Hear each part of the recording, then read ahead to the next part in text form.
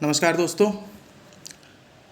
तो सबसे पहले तो जो है वो लोग जो इस आर्टिकल को वर्ड बाई वर्ड फॉलो करते हुए इस वीडियो तक पहुंच गए हैं वो साधुवाद के पात्र हैं, क्योंकि इस विचलनों से परिपूर्ण संसार में आपकी एकाग्रता का स्तर इतना अधिक है और आपके अंदर इतनी जिज्ञासा है कि आप वर्ड बाई वर्ड जो है नासा अर्थ ऑब्जर्वेटरी के इस आर्टिकल को पढ़ रहे हैं और अपनी जानकारी बढ़ाने के लिए, गहराई से अपना एक दृष्टिकोण विकसित करने के लिए इतना प्रयास कर रहे हैं। तो निश्चित ही रूप से आप लोग जो है एक सामान्य भीड़ से अलग हैं और आपकी यही विशेषता आपको विशिष्ट बनाती है। तो मेरी तरफ से आप सभी जो है बहुत साधुवाद और धन्यवाद के पात्र हैं और अपने प्रयास में निरंतर इसी प्रकार से लगे रहिए और आपको अवश्य सफलता मिलेगी। तो कल हम लोग जो है आधा आर्टिकल पूरा कर चुके थे, मीडियम अर्थ ऑर्बिट तक आ गए थे बात करते हुए। आज इस आर्टिकल को कंप्लीट कर देंगे हम लोग। तो कल मीडियम अर्थ ऑर्बिट के बारे में बात कर रहे थे हम लोग। Closer to the earth, satellites in a medium earth orbit move more quickly, तेज़ी से घूमते हैं मीडियम अर्थ ऑर्बिट में। जैसे जैसे अर्थ से डिस्टेंस घटती है वैसे वैसे स्पीड बढ़ती जाती है। Two medium earth orbits are notable, semi synchronous orbit and the Molniya orbit. ये मोलनिया ऑर्बिट को हाई इलिप्टिकल ऑर्बिट भी बोलते हैं। तो आगे देखते हैं। The semi synchronous orbit is a near circular orbit, means ये नियर सर्कुलर ऑर्बिट है, पूरी तरह से सर्कुलर नहीं होती है, ये ध्यान रखिएगा। The semi synchronous orbit is a near circular orbit, यानी लो इसेंट्रिसिटी है इसकी। हमने आपको बताया था सर्किल की इसेंट्रिसिटी 1 होती है और जब शेप बिगड़ेगा तो इसेंट्रिसिटी यानी उत्केंद्रता कम होती जाती है। तो ये नियर सर्कुलर ऑर्बिट है, सर्कुलर ऑर्बिट नहीं है सेमी सिंक्रोनस ऑर्बिट, ये याद रखिएगा। 12 घंटे में चक्कर पूरा करता है सैटेलाइट लगभग। तो 26,560 kilometre from the centre of the earth, about 20,200 kilometres above the surface. ठीक है, अगर आप सेंटर से देखेंगे तो 26,560 किलोमीटर ऊपर है ये MEO और अर्थ की सरफेस से 20,200 किलोमीटर ऊपर है। A satellite at this height takes 12 hours to complete an orbit. As the satellite moves the earth rotates underneath it. In 24 hours the satellite crosses over the same 2 spots on the equator every day. तो ये satellite जो है equator पे 2 spots को cross करता है एक दिन में। Okay, satellite crosses over the same 2 spots on the equator every day, means उन्हीं सेम स्पॉट, एक ही सेम स्पॉट से 2 बार एक दिन में गुजरेगा। दिस ऑर्बिट इज, अब आप एक बात ध्यान रखिएगा कि सेम स्पॉट से कैसे, जैसे 12 घंटे में एक ही बार तो आएगा इक्वेटर पे, तो 12 घंटे में एक बार आया, उसके बाद में फिर क्या अर्थ भी रोटेट कर रही है, जब 12 घंटे बाद दोबारा आएगा तो फिर से उसी स्पॉट से गुजरेगा। मीन्स एक दिन में 2 बार देखता है किसी एक जगह को जो सैटेलाइट मीडियम अर्थ ऑर्बिट में है। आगे देखिए। This orbit is consistent and highly predictable. It is the orbit used by the global positioning system satellites. देखिए, नेविगेशनल सैटेलाइट्स के लिए जो है मिडिल अर्थ ऑर्बिट को इस्तेमाल किया जाता है और मेनली इसका रीज़न ये है कि देखिए जियो स्टेशनरी सैटेलाइट्स बहुत ज़्यादा बड़ा एरिया कवर करते हैं। हमने आपको बताया था 3 सैटेलाइट जो है अगर लगा दिए जाएँ प्रॉपर ढूंढ के ठीक पोजीशन पे तो पूरी अर्थ कवर कर लेंगे। पर नेविगेशनल सैटेलाइट के लिए जो है ऑब्जर्वेशन थोड़े उससे कम जगह का चाहिए, लेकिन एक बेटर ऑब्जर्वेशन चाहिए, क्योंकि पोजीशनिंग GPS आपने देखा होगा कैसे काम करता है। तो इसके लिए क्या है कि मिडिल अर्थ ऑर्बिट ही ठीक रहती है और प्लस जल्दी से 12 घंटे में जो है 2 राउंड लगा लेता है तो अपडेशन जल्दी होता है। ठीक, तो अर्थ रोटेट्स अंडरनीथ इट, आगे थे हम लोग। It is the orbit used by the global positioning system satellites. ऐसे ही हमारा जो IRNSS नाभिक है वो भी इसी में काम करता है। The second common medium earth orbit is Molniya orbit. ये इलिप्टिकल ऑर्बिट होती है, invented by the Russians. The Molniya orbit works well for observing high latitudes. ये काम करती है जो उच्च अक्षांश हैं उनको देखने के लिए हम लोग जो है मोलनिया ऑर्बिट का इस्तेमाल करते हैं। अभी फिगर के माध्यम से हम लोग देखेंगे, समझेंगे आगे। A geostationary orbit is valuable for the constant view it provides, but satellites in a geostationary orbit are parked over the equator, so they don't work well for far northern or southern locations which are always on the edge of the view for a geostationary satellite. The Molniya orbit offers a useful alternative. क्योंकि geostationary satellite जो है 24 our observation कर सकते हैं, लेकिन दिक्कत क्या है कि वो जो एजेस हैं नॉर्थ पोल और साउथ पोल, ये काफ़ी दूर, उच्च अक्षांश का क्षेत्र है, ये जो है ये कवर नहीं कर पाते, दूर रहते हैं, उस तरीके से कवर नहीं कर सकते जैसा चाहिए कवरेज। तो इसलिए हम लोग इस्तेमाल करते हैं मोलनिया ऑर्बिट का, यानी रशियंस ने पहली बार जो है मोलनिया ऑर्बिट का इस्तेमाल किया। आप फिगर में अभी आपको दिखाएंगे हम, तो आपको समझ में आ जाएगा। देखिए फिगर दिखा, देखिए ये है फिगर मोलनिया ऑर्बिट का, आप देख रहे होंगे सर्कुलर नहीं है, नियर सर्कुलर है, प्लस नीचे से आप देख रहे होंगे बहुत पास से निकल जा रही है। इसलिए है क्योंकि इलिप्टिकल ऑर्बिट में दो फोकस होते हैं, दो फोकी होते हैं, और उन दोनों के अराउंड जो है इलिप्टिकल ऑर्बिट में सैटेलाइट चक्कर लगा रहा है। तो इसमें आप देख रहे होंगे कि 2/3 टाइम जो है ये ऊपर ही बिताता है। जैसे जो रीजन आप देखेंगे ऊपर जो नॉर्थ पोल है, नॉर्थ पोल को ऑब्जर्व करेगा। अगर मान लीजिए कि 24 घंटे घूम रहा है, तो 24 घंटे में 2/3 का मतलब आप समझ लीजिए कि 16 घंटे जो है ये ऊपर ही रहेगा, 16 घंटे ऑब्जर्व करेगा, केवल 8 घंटे के लिए नीचे आएगा। और नीचे भी आता है तो ज़्यादा तेज़ी से निकल जाता है, इस नीचे ज़्यादा टाइम नहीं रहता है। तो 2/3 एग्जैक्ट नहीं बता रहे हैं वहाँ, मतलब 2/3 से ज़्यादा टाइम जो है केवल ऑब्जर्व करने में बिताता है। इसलिए जो है हम लोग मोलनिया ऑर्बिट को जो है इस्तेमाल करते हैं। रशियंस ने इन्वेंट किया है इस साइट को, समझ गए होंगे आप। आगे बढ़ते हैं।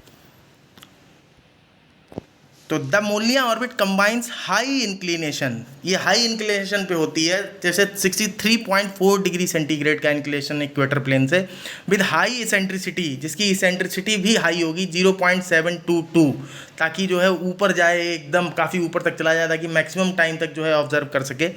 To maximise viewing time over high latitudes, each orbit last 12 hours, और एक चक्कर 12 घंटे में पूरा कर लेता है। So the slow high altitude portion of the orbit repeats over the same location every day and night. और इससे क्या होता है, दिन और रात दोनों टाइम जो है ऑब्जर्व करता रहता है मैक्सिमम टाइम ठीक से। क्योंकि आप देखिए, अगर मान लीजिए, आप ऐसे समझिए इस बात को कि अगर मान लीजिए 18 घंटे ऑब्जर्व करता है, तो 6 घंटे के लिए नीचे रहेगा, और 6 घंटे के लिए नीचे रहेगा तो इकट्ठा 6 घंटे के लिए नीचे नहीं रहेगा, नीचे केवल एक बार में 3 ही घंटे के लिए जाएगा, 3 घंटे के लिए दिन में और 3 घंटे के लिए रात में, यानी कि 9 घंटे ऊपर रहेगा, और केवल 3 घंटे के 2 स्लॉट होंगे जिसमें जो है नीचे रहेगा। ये एग्जाम्पल के लिए बात कर रहे हैं। आगे देखिए, the Molniya orbit is highly eccentric. Highly eccentric means आप समझ रहे होंगे कि काफ़ी शेप जो है बिगड़ा रहेगा, सर्किल से काफ़ी दूर रहेगा। 0.722 दे रखा है, आप देख रहे होंगे। The satellite moves in the extreme ellipse with the earth close to one edge, एक किनारे में बहुत पास, because it is accelerated by our planet's gravity. The satellite moves very quickly when it is close to the earth. और पास होने से क्या होता है कि जब अर्थ के पास आता है तो उसमें बहुत सैटेलाइट की स्पीड बढ़ जाती है, और जब ऊपर जाता है तब स्पीड धीमी हो जाती है। तो ऑब्जर्व करने का टाइम बढ़ता है इससे। मीन्स ऊपर की आप देखेंगे तो ऑर्बिट भी बड़ी है तो भी टाइम ज़्यादा लगेगा, और स्पीड भी कम हो जाएगी तो भी टाइम ज़्यादा लगेगा। तो कुल मिला के मैक्सिमम टाइम वहीं ऑब्जर्व करता है, बस केवल थोड़ी देर के लिए थोड़े थोड़े 2 स्लॉट मिलते हैं दिन में छोटे से। आपने देखा होगा, जैसे कई बार क्या होता है कि मूवीज़ वगैरह में दिखाते हैं कि वो सैटेलाइट इस टाइम गुजरता है। परमाणु मूवी शायद आई थी, यहाँ परमाणु मूवी में ये दिखाया है कि सैटेलाइट जब निकल जाएगा तो हमें 3-3 घंटे के कुछ स्पॉट मिलेंगे, तो वो 3-3 घंटे के स्पॉट में काम करना है, और जैसे ही सैटेलाइट आने वाला रहेगा उसके आधे घंटे पहले सब ढाँक के भाग गए, ताकि जो है सैटेलाइट ना देख पाए। तो इस तरीके से जो गैप मिलता है, लोग इसका भी बेनिफिट उठाते हैं। आपने देखा होगा, भारत ने अपना जो परमाणु परीक्षण किया है 1998 वाला, तो उसमें जो है इस तरीके से किया है सैटेलाइट से बचने के लिए हम लोगों ने। उसके बाद अमेरिका ने जो है सैंक्शंस वगैरह लगा दिए थे परमाणु परीक्षण के बाद। तो उसके बाद देख लेते हैं आगे। Because it is accelerated by our planet's gravity, the satellite moves very quickly when it is close to the earth, as it moves away its speed slows, so it spends more time at the top of its orbit farthest from the earth. A satellite in a Molniya orbit takes 12 hours to complete its orbit, but it spends about 2/3 of that time over one hemisphere like a semi synchronous orbit. जैसा कि semi synchronous orbit में होता है कि 12 घंटे में चक्कर पूरा करता है और 12 घंटे देखता है, तो उसी तरीके से जो है मोलनिया ऑर्बिट भी काम करती है, और पोलर रीजन का अच्छे से ऑब्जर्वेशन हो पाता है। जबकि उस वहाँ सेमी ऑर्बिट में जो है पूरी तरीके से पोलर रीजन का ऑब्जर्वेशन नहीं हो पाता है, दूरी भी ज़्यादा रह जाती होगी। तो आगे कह रहे हैं, like a semi synchronous orbit, A satellite in the Molniya orbit passes over the same path every 24 hours. This type of orbit is useful for communication in the far north और साउथ। अब वहाँ पे जैसे मान लीजिए हिमाद्री है, मैत्री है, भारती है उत्तरी दक्षिणी ध्रुव पे, तो इनके साथ भी तो कम्युनिकेशन करना है अपने को। तो बेटर कम्युनिकेशन कैसे कर पाएंगे? अब जियो स्टेशनरी सैटेलाइट से तो हो ना पाएगा, तो बेटर कम्युनिकेशन चाहिए तो यही सैटेलाइट यूज़ किए जाते हैं मोलनिया ऑर्बिट वाले। और मोलनिया ऑर्बिट आप ध्यान रखिएगा कि ये HEO का हिस्सा है, वो MEO का हिस्सा, मिड अर्थ ऑर्बिट का हिस्सा है, और इसको अलग से HEO भी बोलते हैं, हाईली इलिप्टिकल ऑर्बिट। ओके, लो अर्थ ऑर्बिट इलिप्टिकल क्यों बोलते हैं आप समझ ही गए होंगे। तीसरा देख लीजिए, मोस्ट साइंटिफिक, ये भी काफ़ी इंपॉर्टेंट है, यहाँ से देखिएगा, most scientific satellites and many weather satellites. तो सैटेलाइट्स का तो आप अब तक समझ ही गए होंगे कि कोई भी सैटेलाइट किसी भी ऑर्बिट से कम्युनिकेशन कर सकता है, रिमोट सेंसिंग कर सकता है, कुछ भी कर सकता है, बशर्ते हम उससे कराना क्या चाहते हैं, किस अनुपात में करना चाहते हैं हम वो काम। ज़्यादा इंटेंसिटी के साथ करना चाहते हैं, सिविल यूज़ के लिए करना चाहते हैं, डिफेंस यूज़ के लिए करना चाहते हैं, तो जिस सेक्टर के लिए और जिस तरह का यूज़ करना चाहेंगे उस तरीके की ऑर्बिट चुनेंगे, उस तरह का सैटेलाइट चुनेंगे, और ऑर्बिट के साथ साथ और जितना टाइम हमें ऊपर बिताना है उस तरीके का हम इंक्लाइनेशन चुनेंगे from the equator plane. Means हम इन सारी चीज़ों के थ्रू ये तय करेंगे कि हम किस ऑर्बिट में किस तरह का सैटेलाइट भेजना चाहते हैं। फैसिलिटी तो हम किसी सैटेलाइट से कभी भी कुछ भी ले सकते हैं। तो most scientific satellites and many weather satellites are in a nearly circular low Earth orbit. The satellite's inclination depends on what the satellite was launched to monitor. ये इंक्लाइनेशन इस पर डिपेंड करेगा कि क्या मॉनिटर करना है इसको। The tropical rainfall measuring mission, ये एग्जांपल दे रहे हैं आप देखिए कि tropical rainfall measuring mission satellite, एक नासा का सैटेलाइट है ये, was launch to monitor rainfall in the tropics, कि विषुवतीय क्षेत्र में कैसी बारिश होती है इसको जो है देखने के लिए लॉन्च किया गया। तो देखिए कैसे लॉन्च किया इन्होंने, therefore it has a relatively low inclination 35 degrees. तो हमने क्या किया कि 35 डिग्रीज की ऑर्बिट में जो है इसको लॉन्च किया। अब 35 डिग्री की ऑर्बिट से क्या है कि अब ये पूरे जो विषुवत वाला क्षेत्र है, इक्वेटर वाला जो रीजन है, उसको ऑब्जर्व करेगा जहाँ पे ढंग से बारिश होती है। आपको मैं ये भी फिगर के माध्यम से दिखाता हूँ, आप समझ जाएंगे कि कितना एरिया ऑब्जर्व कर रहा है जब 35 डिग्री के एंगल पर आप जो है सैटेलाइट को लॉन्च करते हैं। तो देखिए इसको इससे ज़्यादा बड़ा नहीं हो पाएगा। आप देख रहे होंगे जो सफ़ेद सफ़ेद आपको एरिया दिख रहा है, जिसमें जो है अफ्रीका भी दिख रहा होगा, कुछ नॉर्थ अमेरिका का दक्षिणी हिस्सा, साउथ अमेरिका का उत्तरी हिस्सा, पनामा लिंक वाला एरिया, ऑस्ट्रेलिया भी थोड़ा सा दिख रहा है। तो ये एक्चुअल में क्या है कि एक तरीके से आप समझ रहे होंगे कि इसमें देखिए अफ्रीका से तीनों रेखाएं गुजरती हैं, विषुवत रेखा, कर्क रेखा, मकर रेखा, तो तीनों के बीच का जो एरिया है उसको ये जो है पूरी तरीके से कवर कर रहा है, इतने एरिया का ऑब्जर्वेशन कर पा रहा है। तो ये पोजीशन से ऑब्जर्वेशन करेगा, 35 डिग्री एंगल पे भेजा गया सैटेलाइट। आगे कहते हैं TRMMs, यही सैटेलाइट का नाम है, छोटा कर दिया। TRMMs low orbital inclination just 35 degree from the equator allows its instruments to concentrate on the tropics. This image shows 1/2 of the observations TRMM makes in a single day. जो एक दिन में जो है ये ऑब्जर्वेशन करता है उसकी आधी जानकारी दिखा रहा है, क्योंकि आधा पीछे की तरफ भी तो होगा, क्योंकि पृथ्वी तो गोल है। Many of the satellites in NASA's earth observing system have a nearly polar orbit. ठीक है, तो ऐसी नियरली पोलर ऑर्बिट में बहुत सारे सैटेलाइट सिस्टम रहते हैं। In this highly inclined orbit the satellite moves around the earth from pole to pole, means सीधे पोल टू पोल भी चक्कर लगाने वाले हैं खड़ा खड़ा, taking about 99 minutes to complete an orbit. During 1/2 of the orbit the satellite views the day time side of the earth at the pole, satellite crosses over to the night time side of the earth. ठीक है, मतलब आधे दिन जो है सूरज की रोशनी में रहता है, आधे दिन जो है आप देखना जरा 99 मिनट में एक चक्कर पूरा कर रहा है। 99 मिनट में जब ये पूरा करेगा तो इसका मतलब क्या हुआ कि पूरे समय तो पृथ्वी पर रोशनी है नहीं, तो अपने 99 मिनट में आधा टाइम रोशनी में और आधा टाइम अंधेरे में बिताएगा। अब पूरे दिन में आप सोचिए कि जो है कितने चक्कर मारेगा, तो जितने चक्कर मारेगा तो उसमें से आधा टाइम रोशनी में, आधा टाइम अंधेरे में बिताएगा। तो इस तरीके से क्या कि आधा अपने पूरे दिन का आधा समय जो है बिताता है अपने रिवॉल्यूशन का रोशनी में, और आधा समय बिताता है अंधेरे में, पोलर रीजन्स के। ठीक है, बाकी पोल्स के बारे में आपको पता होगा कि 6 महीने का दिन 6 महीने की रात होती है वैसे भी। ठीक है, तो आगे देखिए आप, as the satellites orbit the earth turns underneath. By the time satellite crosses back into daylight it is over the region adjacent to the area seen in its last orbit. In a 24-hour period polar orbiting satellites will view most of the earth twice, once in a daylight and once in darkness. यहाँ ये कहना चाह रहे हैं कि polar orbit में जो है चक्कर लगा रहा है सैटेलाइट। ठीक है, तो आप ये तो चक्कर लगा रहा है, 99 मिनट में पूरा करेगा। अर्थ जो है 24 घंटे में पूरी घूम जाएगी एक बार। तो ये जो चक्कर लगा रहा है हर बार अर्थ का एक नया हिस्सा देखने को मिलेगा इसको। ठीक है, तो इसकी खास बात ये है कि पोलर रीजन को तो ये ऑब्जर्व कर ही रहा है दोनों तरफ से। लगभग 24 घंटे में अर्थ के मोस्ट हिस्से को जो है ये कवर कर लेता है, क्योंकि आप देख रहे होंगे ये आगे और पीछे मीन्स अंधेरे साइड पे और उजाले वाले साइड दोनों तरफ जो है लोकेशंस तो चेंज हो ही रही हैं अर्थ की। तो most of the region of the earth जो है इसको ये पोलर ऑर्बिट में जो 90 डिग्री इंक्लाइनेशन पर सैटेलाइट घूम रहा है ये पूरी तरीके से कवर कर लेगा। आगे देखिए, just as the geosynchronous satellites have a sweet spot over the equator that lets them stay over on one spot on the earth, the polar orbiting satellites have a sweet spot that allows them to stay in one time. This orbit is a sun synchronous orbit, which means what whenever and wherever the satellite crosses the equator, the local solar time on the ground is always the same. अब आप समझ गए होंगे कि ये चक्कर लगा रहा है 99 मिनट में और अर्थ घूम रही है। तो अब इस टाइमिंग को अगर ऐसे सेट कर दिया जाए कि ये हर बार उसी जगह को देखे जहाँ सूरज की रोशनी है, तो जहाँ सूरज की रोशनी है हर बार उसी जगह को जब देखेगा तो इसको कहेंगे सन सिंक्रोनस सैटेलाइट। और उसी कंडीशन को, उसी पॉइंट को कह रहे हैं कि ये जो है ये पोलर ऑर्बिट का स्वीट स्पॉट है।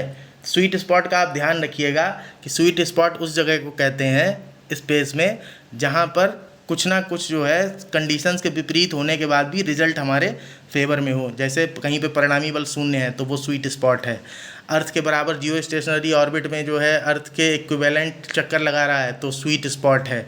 अब पोलर ऑर्बिट में जो है हमें सन सिंक्रोनस ऑर्बिट मिल जा रही है तो ये क्या है, ये एक स्वीट स्पॉट है।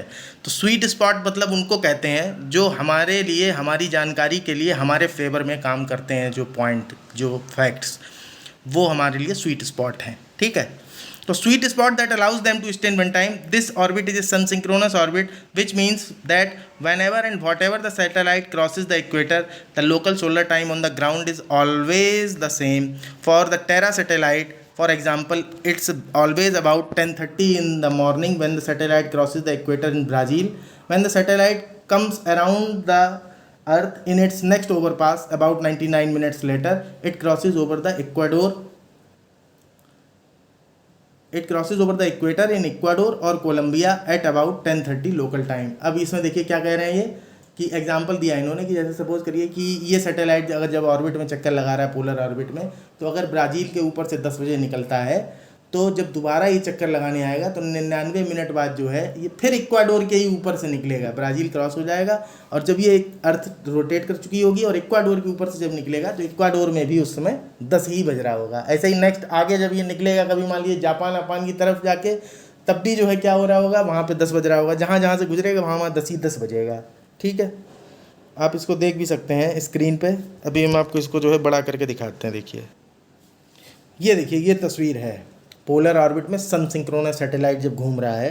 तो सन सिंक्रोनस सैटेलाइट का आप देख रहे होंगे कि पहली बार में जो है निकला, फिर अफ्रीका थोड़ा सा निकल गया है, दूसरी जगह जहाँ से गुजर रहा है, फिर तो ये अर्थ रोटेट करती जा रही है। तो अलग अलग टाइम पे जब इक्वेटर पे होगा तो उस समय टाइम वहाँ पे सेम ही होगा। तो देख लिया होगा आप लोगों ने।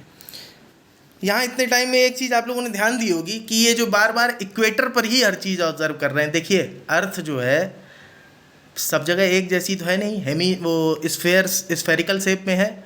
तो स्फेरिकल शेप में होने की वजह से इक्वेटर ही एक ऐसी जगह पड़ती है जहाँ पे एक तरीके से आप देखिए तो पूरा बराबर सा कह सकते हो आप। तो इसी जगह पे जब कोई पॉइंट है हम ऑब्जर्व करते हैं तो एग्जैक्ट हमें ये पता चलता है कि क्या पोजीशन है सैटेलाइट के ऑब्जर्व करने की। नहीं तो अगर आप ऊपर की तरफ जाएंगे तो होगा क्या कि उच्च अक्षांशों में क्या होता है, पृथ्वी धीरे धीरे करके जो है क्षेत्रफल सिकुड़ता चला जा रहा है। तो क्षेत्रफल सिकुड़ते चले जाने की वजह से जो है डाटा में अंतर आ जाता है। तो एग्जैक्ट फिर पता चलने में दिक्कत होगी, लोकेशंस बहुत ज़्यादा तेज़ी से बदलती हैं। पर इक्वेटर पे क्या है कि लोकेशन ज़्यादा तेज़ी से नहीं होती, ये ठीक पृथ्वी के बीचों बीच का हिस्सा है। तो एग्जैक्ट जो भी हमें मेजरमेंट करना है वो हम यहाँ से कर पाते हैं। आगे कह रहे हैं, sun synchronous orbit crosses over the equator at approximately the same local time each day and night. This orbit allows consistent, इस बात को आप समझ लीजिएगा, sun synchronous orbit crosses over the equator at approximately the same local time each day. Means same local time पे equator से हमेशा गुजरेगा, कभी जो है बदल के नहीं गुजरता है। जिस समय पृथ्वी के जिस पॉइंट पर जिस समय एक बार गुजर रहा है वहाँ से हर बार उसी समय ही गुजरेगा। ठीक है ना, चाहे वो इक्वेटर पे हो चाहे कहीं और हो, टाइम नहीं चेंज होगा इसका। रोज़ 10 बजे आता है देखने तो 10 बजे ही देखेगा आगे इक्वेटर पे। आगे देखिए, ऐसे यूपीएससी कभी कभी पूछ सकती है, सपोज करिए बड़े वाले क्वेश्चन जो होते हैं ना कि किसी एक सैटेलाइट ऑर्बिट का डिस्क्रिप्शन दे दिया कि एक उपग्रह एक कक्षा में चक्कर लगा रहा है और चक्कर लगाते समय जो है वो बार बार एक ही समय पर पृथ्वी के हर स्थान पर पहुंच रहा है, और वो इतने दिन में अपना, वो इतने टाइम में अपना चक्कर पूरा कर लेता है, तो वो कक्षा निम्न में कौन सी कक्षा होगी? और 4 ऑप्शन दे दिए। वो 5 क्वेश्चन की सीरीज जो अपनी चल रही, मैं उसमें ऐसे क्वेश्चन बना के डालूंगा, आप देखिएगा कैसे बन सकता है क्वेश्चन इससे। आगे, the sun synchronous orbit is necessary for science because it keeps the angle of sunlight on the surface of the earth as consistent as possible, though the angle will change from season to season. This consistency means that scientists can compare images from the same season over several years without worrying too much about extreme changes in shadows and lighting, which can create illusions of change. Without a sun synchronous orbit, it would be very difficult to track change over time. It would be impossible to collect the kind of consistent information required to study climate change. इसका मतलब क्या है? इसका मतलब ये है कि इस सैटेलाइट का फ़ायदा क्या है सन सिंक्रोनस का? जैसे हम किसी चीज़ को मान लीजिए रोज़ 10 बजे ही देखते हैं, आकर के उजाले में ही देखते हैं, तो जब 10 बजे हम उसको जो है मान लीजिए हमने 20 साल ऑब्जर्व किया उजाले में लगातार, तो जब 10 साल हमने उसको वैसे का वैसा ही 10 बजे लगातार 10 साल तक ऑब्जर्व किया, तो वहाँ जो छोटे से छोटा चेंज भी अगर आ रहा होगा कुछ, तो वो हमें एग्जैक्ट पता चल जाएगा कि क्या चेंज आ रहा है। तो क्लाइमेट चेंज से रिलेटेड जो इश्यूज़ हैं वो बहुत ईजिली हम जो है ऑब्ज़र्व कर सकते हैं, क्योंकि 10 साल तक किसी एक जगह को सेम टाइम पे कंटिन्यूअसली ऑब्जर्व करना ये बहुत कठिन काम है अगर इस तरीके का सैटेलाइट ना हो। आप सोच के देखिए कि हम लोग सैटेलाइट से किस किस तरह के काम ले रहे हैं कि 10 साल 20 साल 50 साल तक हम किसी एक जगह को जो है एक ही टाइम पर लगातार ऑब्जर्व कर रहे हैं। आप आदमी भी लगा देंगे तो भी नहीं देख पाएगा प्रॉपर, अगर जो है 200-400 आदमी भी लगा दें आप तो। आगे देखिए, the path that a satellite has to travel to stay in a sun synchronous orbit is very narrow. बहुत ही छोटा पाथ होता है जिसको ये तय करता है। इफ़ ये देखिए नैरो क्यों है? नैरो इसलिए है कि 99 मिनट में एक चक्कर पूरा कर रहा है और अर्थ 24 घंटे में रोटेशन पूरा कर रही है। तो बहुत अर्थ भी तो जो है इक्वेटर से अगर आप पूरी जो है परिधि निकाल लें इक्वेटर की, और आप उसको इसके चक्कर जितने ये लगाता होगा उससे डिवाइड कर दें, तो आपको पता चलेगा कि इतने डिस्टेंस के बीच में जो है दोबारा से ऑब्जर्व करने आ जाता है एक बार फिर से। तो कितनी नैरो ऑर्बिट होंगी इसकी आप सोच के देखिए 99 से, और परिधि इसके चक्कर देखिए आप 24 घंटे में, और परिधि निकाल के उसमें डिवाइड कर दिए तो आपको पता चल जाएगा कि ये दिन में जो है कितने चक्कर मार देता है, और उन चक्करों से आपको पता चल जाएगा इसकी ऑर्बिट जो है वो कितनी नैरो होगी।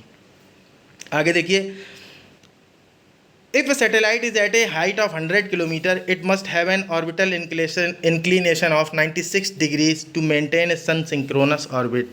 अगर 100 किलोमीटर ऊपर के ऑर्बिट में किसी सैटेलाइट को भेजा जाता है सन सिंक्रोनस बनाने के लिए, तो 96 डिग्री के एंगल पे भेजना पड़ेगा। आगे, एनी डेविएशन इन हाइट और inclination will take the satellite out of a sun synchronous orbit since the drag of the atmosphere and the tug of gravity from the sun and moon alter a satellite's orbit. It takes regular adjustment to maintain a satellite in a sun synchronous orbit. कह रहे हैं कि जरा सा भी अगर displace होता है मामला तो फिर ये सन सिंक्रोनस नहीं रह जाता है सैटेलाइट। तो इसलिए सन सिंक्रोनस सैटेलाइट को बहुत ज़्यादा ध्यान रखना पड़ता है, क्योंकि अर्थ की ग्रेविटी भी उसे डिस्टर्ब करती है, प्लस एटमॉस्फेयर भी उसको डिस्टर्ब करता है। जैसे हवाओं के बारे में आज हम लोगों ने जो है रेगुलर वीडियो में डिस्कस किया कि क्या प्रॉब्लम आती है सैटेलाइट को।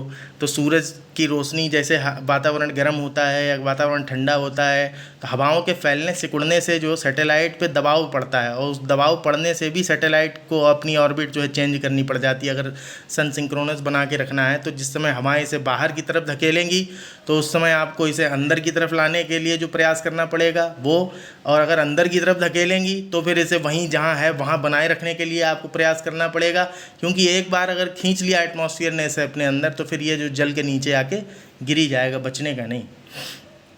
उसके बाद आगे देखिए, तो ये लॉन्च वाला वही हिस्सा है कि क्या क्या रखरखाव करना पड़ता है। तो रखरखाव करने के बारे में हम लोग जो है काफ़ी डिस्कस कर चुके हैं आज सुबह जो अपना रेगुलर वीडियो है उसमें, और मेंटेनेंस कैसे किया जाता है सैटेलाइट को। पैराडॉक्स के बारे में हमने आप लोगों को बता ही दिया था कि किसी सैटेलाइट की स्पीड अगर आपको बढ़ानी है तो स्पीड बढ़ाने के लिए पहले आपको उसकी स्पीड घटानी पड़ेगी।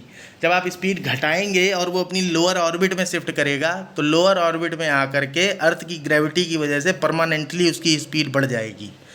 तो ये पैराडॉक्स इसलिए है क्योंकि स्पीड बढ़ाने के लिए पहले इसकी स्पीड घटानी पड़ेगी ताकि अपनी ऑर्बिट से निचली ऑर्बिट में शिफ्ट कर जाए।